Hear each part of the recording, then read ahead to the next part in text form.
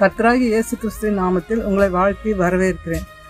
மகளிருக்கான ஆலோசனைப்படி ஆண்டவர் எனக்காக யாவும் செய்து முடிப்பார் என்ற நம்பிக்கையோடு நம்ம செயல்படுவாங்க.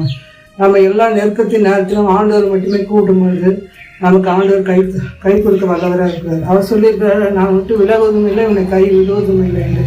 காரணம் என்னன்னா, நாம் அவரை நேசிக்கிறோன்றது உண்மைன்னா எப்பொழுதும் அவர் சமூகத்தில் நம்ம காத்திருக்கணும். எல்லாவற்றையும் அவர்கிட்ட விட்டுட்டு எனக்காக என் ஆண்டவர் யாவையும் செய்து முடிப்பார் என்று விசுவாசமாக இருக்கும்போது சகலத்தையும் நமக்காக செய்ய வல்லவர். நமக்கு வியாதி நேரத்தில் பாருங்கள், சில நேரத்தில் உடம்பு சரியில்லாத நேரத்தில் ரொம்ப கஷ்டமாக இருக்கும், மரணத்துக்கு கூட போக வேண்டிய சூழ்நிலை ஏற்படும். ஆனாலும் அந்த மரணத்திலேருந்து நம்மளை விடுவிக்க வல்லவர் ஒருவர் தான். அவர் வசனங்களை அனுப்பி நம்ம குணமாக்க வல்லவர், மரணத்தை ஜெயிக்க நமக்காகவே. அதுபோல் நம்ம வாழ்க்கையில் உள்ள சாபங்களை எல்லாத்தையும் நீக்குவாருங்க.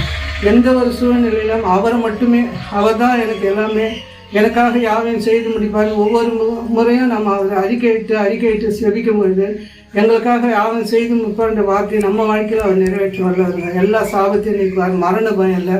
அவருடைய கோலும் தடியும் நம்ம பாதுகாக்கிற மாதிரி பாதுகாத்து கொண்டு இருக்காங்க.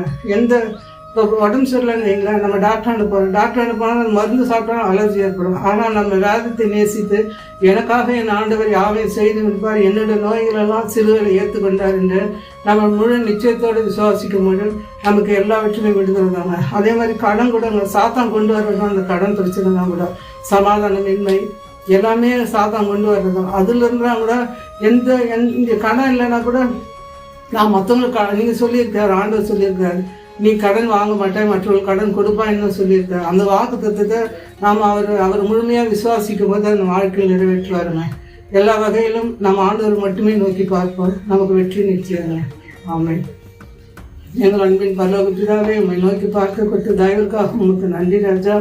அப்பா, நாங்கள் விசுவாசிக்கிறோம் அப்பா, வேதத்தில் உள்ள ஒவ்வொரு வார்த்தைகளும் எங்களுக்குள் புரிய செய்யட்டும் அப்பா. நாங்கள் அதை விசுவாசித்து நாங்கள் சுதந்திரத்துக்குள்ள எங்களுக்கு கிருபை செய்யுங்க அப்பா. இதை கேட்கிறவர்கள் இருதயத்திலும் இந்த வார்த்தைகள் கிரிய செய்யட்டும் அப்பா. நீங்கள் பொறுப்பேற்றுக்கிறவங்க துதிகான மக்கள் ஒருவருக்கு செலுத்துகிறோம்.